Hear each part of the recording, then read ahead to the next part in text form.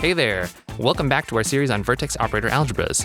In this, our 19th episode, we'll examine Hermitian forms on our Heisenberg-like modules over triangular Lie algebras, M of lambda. Today, we're going to specialize to the field of complex numbers. We will denote complex conjugation with the bar notation, which sends the square root of -1 to minus itself. In particular, half of z plus z bar equals the real part of z. Okay, so let's have G be a Lie algebra over the complex numbers. Define a conjugate linear map omega from G to itself, where omega of, say, alpha of x equals alpha bar omega of x, with alpha in C and x in G.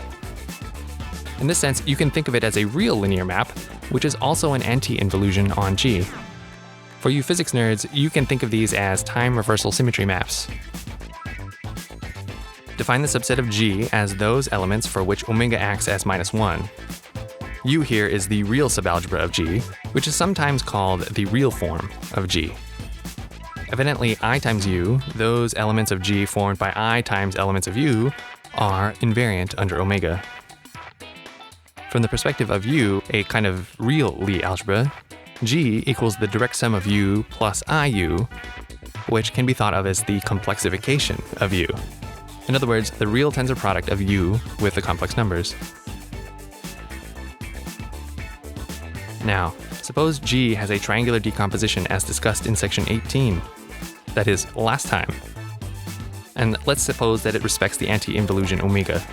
We also define the linear form lambda from the center h to C, so that lambda of omega h equals the conjugate of lambda h. So we can build a G module M of lambda as the module induced by the one-dimensional h plus n plus module f of lambda, just as before. Let's augment our claim from section 18 for the complex case. It's basically the same, only specifically over C. Proof. To prove uniqueness, we first assume that the bilinear form exists. We now need to show that omega extends to an anti-involution on U of G. To that end, consider the restriction of omega to the real form of the algebra U. In this case, omega just acts as -1.